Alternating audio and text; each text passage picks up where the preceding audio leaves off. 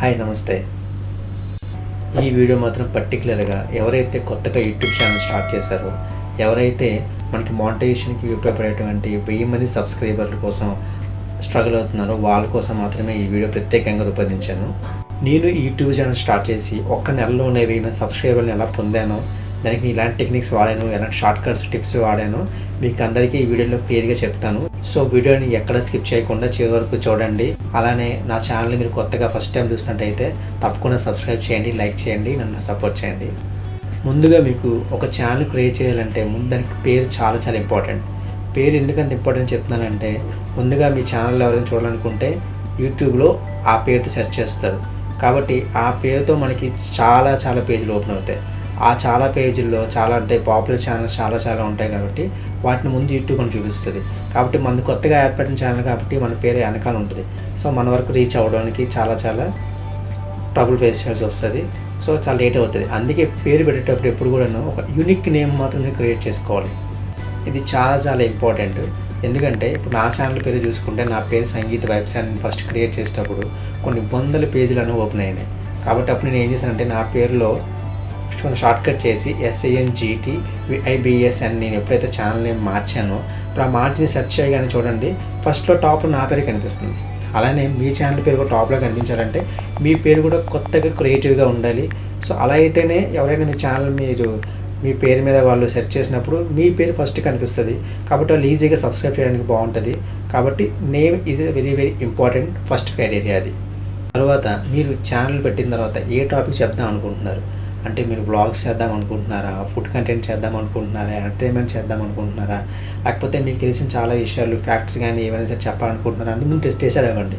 ఎందుకంటే మీరు అదే టాపిక్ మీద మీరు వెళ్తే చాలా బెస్ట్. లేకపోతే అన్ని రకాల టాపిక్లు మిక్స్ చేసారు అనుకోండి, అప్పుడు మిక్స్డ్ కంటెంట్ అవుతుంది. దానివల్ల మీ వీడియోస్ ఏవి కూడా వైరల్ కాకుండా మధ్యలోనే అయిపోతాయి. ఈ ఛానల్ పెట్టేటప్పుడు ఖచ్చితంగా మీరు ఒక ఐడియాతో ఉండండి. అంటే ఈ పలానా టాపిక్ నేను చేయబోతున్నాను అనే విషయాన్ని ఎప్పుడు కూడా డిపెండ్ చేసుకోండి. ఎందుకంటే ఇప్పుడు కొత్తగా వచ్చినట్టు యూట్యూబ్ రూల్స్ అండ్ రెగ్యులేషన్ ప్రకారం చిన్నపిల్లలతో ఉన్న వీడియోస్ కానీ, లేకపోతే బ్లడ్ ఎక్కువ చూపించే వీడియోస్ కానీ, లేకపోతే ఫైటింగ్ సీక్వెన్సెస్ కానీ, లేకపోతే ఇలాంటి ఆల్రెడీ ఏదో ఛానల్ ఉన్న క్రియేషన్ మన దాంట్లో పెట్టుకున్న ఛానల్ కానీ, ఇలాంటివి ఏవి పెట్టుకున్నా సరే మీకు దాని నుంచి ఛానల్ మానిటైజేషన్ అవ్వదు, డిమానిటైజేషన్ అయిపోతుంది. అలాగే మీ కమ్యూనిటీ ఇష్యూస్ కానీ, కాపరేట్ ఇష్యూస్ కానీ అన్నీ వస్తాయి. కాబట్టి కంటెంట్ ఎప్పుడు మీ ఓన్ కంటెంట్ అన్నట్లుగా మీరు ప్లాన్ చేసుకోండి. మనం ఛానల్ పెట్టగానే మనకి ఎవరు సబ్స్క్రైబర్స్ అయిపోరు. కాబట్టి మన చుట్టుపక్కల ఉన్న వాళ్ళని మనం ఫస్ట్ మన సబ్స్క్రైబర్గా చేసుకోగలిగాలి. సో అందుకోసం ముందుగా మన రిలేటివ్స్ కానీ, ఫ్రెండ్స్ కానీ మీ మీద ఫోకస్ చేయండి. ఈ ఛానల్ పెట్టేటప్పుడు నా రిలేటివ్స్, ఫ్రెండ్స్ ద్వారా నాకు దగ్గర 400 పీపుల్ మనకు ఎంతమంది సబ్స్క్రైబ్ చేశారు. నేను ప్రతి వాళ్ళకి వీడియోస్ పంపించి వాళ్ళతో నేను సబ్స్క్రైబ్ అయ్యేలాగా చేసుకున్నాను. కాబట్టి ముందు మన రిలేటివ్స్ ఎవరు ఉన్నారు, మన ఫ్రెండ్స్ ఎవరు ఉన్నారు, ఎవరు మనం సబ్స్క్రైబ్ చేస్తారు అన్న ఒక ఆలోచన మీరు పెట్టుకొని, సో వాళ్ళకి మీ ఛానల్ లింక్లు పంపించి వాళ్ళని సబ్స్క్రైబ్ చేయమని మీరు రిక్వెస్ట్ చేయండి. సో దాని ద్వారా మీకు ఒక దగ్గర 40-50% మీకు పని అవుతుంది. సబ్స్క్రైబర్స్ కూడా వస్తారు. ఇలా రావడం వల్ల ఇంకో పని ఏంటంటే, వాళ్ళు ఎప్పుడైతే మీ ఛానల్ క్లిక్ చేసి మీ కంటెంట్ చూస్తారో అప్పుడు ఖచ్చితంగా క్లిక్ రేషియో వల్ల అది మనకి మంచి రేషియో వచ్చి మన వీడియోని యూట్యూబ్ అనేది తన ఫీడ్లో పెడుతుంది. సో ఫీడ్లో పెట్టినప్పుడు ఇంకా చాలామంది మనకు తెలియని వాళ్ళు కూడా చాలామంది ఆ వీడియో క్లిక్ చేసి ఇది ఏంటని చూస్తారు. సో దానివల్ల ఏమవుతుందంటే మనకి తెలియని వాళ్ళు కూడా కొంతమంది ఎక్కువ మంది సబ్స్క్రైబ్ చేస్తారు. సో నాకు కూడా ఇదే విధంగా జరిగింది. నేను నాకు కావాల్సిన ఫ్రెండ్స్కి, రిలేటివ్స్కి ఫస్ట్ ఆఫ్ ఆల్ నేను వాళ్ళకి ఆ వీడియో పంపించి వాళ్ళ వీడియోస్ షేర్ చేయమని చెప్పాను, వాళ్ళని క్లిక్ చేయమని చెప్పాను. సో వాళ్ళు క్లిక్ చేసిన తర్వాత ఆటోమేటిక్గా అది ఫీడ్లోకి వెళ్ళింది, కొంచెం వైరల్ అయ్యింది. సో దానివల్ల చాలామంది మిగతా వాళ్ళు నాకు తెలియని వాళ్ళు కూడా ఆ వీడియోని ఓపెన్ చేసి క్లిక్ చేశారు.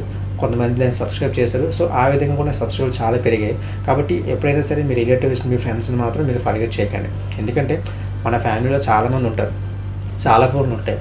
ఒక ఫోన్లో మనకి ఒక సబ్స్క్రైబర్ వచ్చినా సరే అదేవిధంగా ఒక మెయిల్ ఐడి నుంచి కూడా మనం సబ్స్క్రైబ్ చేసుకోవచ్చు. సో దీన్ని ఎలా చేసుకుంటాం, మన వాళ్ళ ఫోన్లో మనకు ఖచ్చితంగా స్విచ్ అకౌంట్ ఉంటుంది. స్విచ్ అకౌంట్ ఓపెన్ చేయగానే అందులో వేరే వాళ్ళకి ఈమెయిల్ కూడా ఉంటుంది. సో అందులోంచి కూడా మీరు సబ్స్క్రైబ్ చేయండి, అందులోంచి కూడా మీరు చూడండి.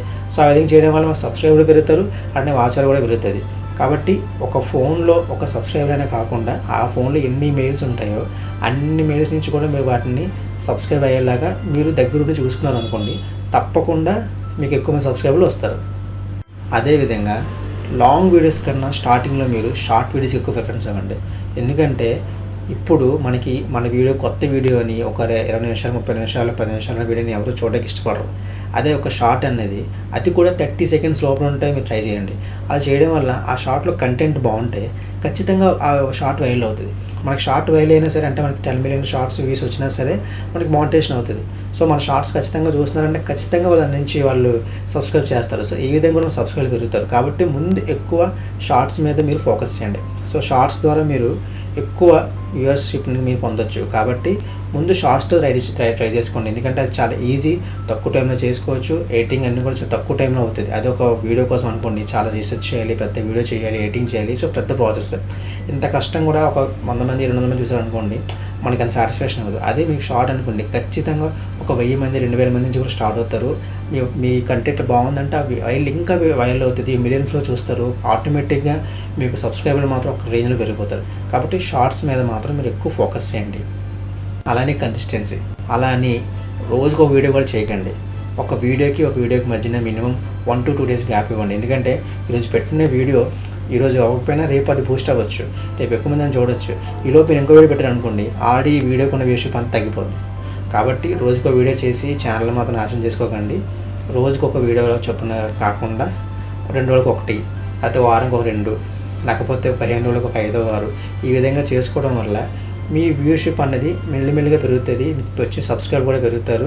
కాబట్టి ఎక్కువ మంచి కంటెంట్ని సబ్స్క్రైబర్ లేకుండా, వ్యూషిప్ లేకుండా వేస్ట్ చేయకండి. ముందుగా కొంచెంగా వీడియో స్టార్ట్ చేసుకుంటూ పోండి. గ్యాప్ ఇస్తూ స్టార్ట్ చేసుకోండి. కానీ కన్సిస్టెంట్గా మాత్రం వీడియోస్ ఎప్పుడు చేస్తున్నారు. అలా చేస్తేనే మన అల్గారిథం వీడియో వర్క్ చేస్తున్నాడు. కాబట్టి ఈ వర్క్ని మనం ప్రమోట్ చేయాలని చెప్పి ఖచ్చితంగా మన ఫీడ్లోకి మన వీడియోస్ అన్నింటిని కూడా పుష్ చేస్తుంది, చాలామందికి రీచ్ అయ్యేలాగా చేస్తుంది. అలానే గుడ్ ఎక్విప్మెంట్ అంటే ముందు మనకు కావాల్సిన video quality. So video quality కోసం మంచి ఫోన్ కానీ, లేకపోతే మంచి డిఎస్ఎల్ఆర్ కెమెరా కానీ, ఏదైనా ఒక మంచి కెమెరా యూస్ చేయండి. అలానే దానికి ఒక రింగ్ లైట్ సెటప్ కూడా పెట్టుకోండి. అలానే అన్నిటికన్నా ముఖ్యమైనది వాయిస్.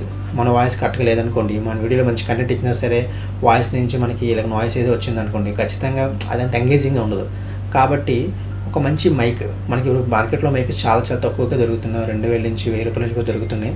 కాబట్టి ఒక మంచి ఫోను, ఒక మంచి రింగ్ లైట్, అలానే ఒక మంచి వాయిస్, మనకి వైర్లెస్ మైక్ కానీ, లేకపోతే కాలర్ మైక్ కానీ తీసుకున్నారనుకోండి, ఖచ్చితంగా వీడియోల నుంచి మంచి క్వాలిటీ అనేది మాత్రం వస్తుంది. సో మంచి క్వాలిటీ ఉంటేనే ఇప్పుడు చూస్తారు, క్వాలిటీ లేకపోతే ఎవరు చూడరు వీడియో. కాబట్టి క్వాలిటీ మెయింటైన్ చేయండి ఫ్రెండ్స్. ఇది నేను చెప్పే షార్ట్ కట్ టిప్స్ అంటే కూడా ఏంటంటే, ముందుగా మీరు షార్ట్స్ మీద ఎక్కువ ఫోకస్ చేయండి. మెయిన్ వీడియోస్ కాకుండా మీరు ఎన్ని షార్ట్స్ చేస్తే ఆ షార్ట్స్ ఎంత వైరల్ అయితే మీకు అంతమంది సబ్స్క్రైబర్లు పెరుగుతారు. అప్పుడు మీరు ఖచ్చితంగా వీడియోస్ మీదకి వెళ్ళండి. ఎందుకంటే షార్ట్స్ ద్వారా మనకి వాచ్ అవర్స్ కౌంట్ అవ్వవు. కాబట్టి మనకి వాచ్ అవర్స్ లేకపోతే మానిటైజేషన్ అవ్వదు. కాబట్టి మనం ఖచ్చితంగా వీడియోస్ చేయాలి. కాబట్టి వీడియోస్ కన్నా ముందుగా షార్ట్స్ మీద ప్రిఫరెన్స్ చేసి షార్ట్స్ ద్వారా మీరు సబ్స్క్రైబర్లు సంపాదించుకొని తర్వాత వీడియోస్ మీద మీరు ఫోకస్ చేయండి. మీ కంటెంట్ మంచిగా ఉందనుకోండి, తప్పకుండా మీకు వాచ్ అవర్స్ వస్తాయి. ఒకవేళ వాచ్ అవర్స్ మీకు రావట్లేదంటే, సో వాచ్ అవర్స్ని ఎలా తప్పించుకోవాలో కూడా నేను ఇంకో వీడియో చేసి చెప్తాను. సో అందరి కొత్త క్రియేటర్స్కి, అలాంటి కొత్త క్రియేటర్స్ అందరికీ కూడాను ఈ వీడియో హెల్ప్ అవ్వాలని కోరుకుంటున్నాను. సో నేను ఏ విధంగా అయితే చేశానో, ఎలాగైతే సబ్స్క్రైబర్లు తెప్పించుకోగలిగానో మీరు అదే విధంగా చేయండి. అలాగైతే మీకు ఒక 20-30 డేస్లోనే మీకు 1000 సబ్స్క్రైబర్లు చాలా ఈజీగా వస్తారు. సో ఈ టిప్స్ కొంచెం బాగా ఫాలో అవ్వండి. అలాగే నన్ను సపోర్ట్ చేయండి. నా వీడియోస్ ఇంకా చూస్తూ ఉండండి. ఇంకా మంచిగా వీడియోస్ చేయాలని నేను కోరుకుంటున్నాను.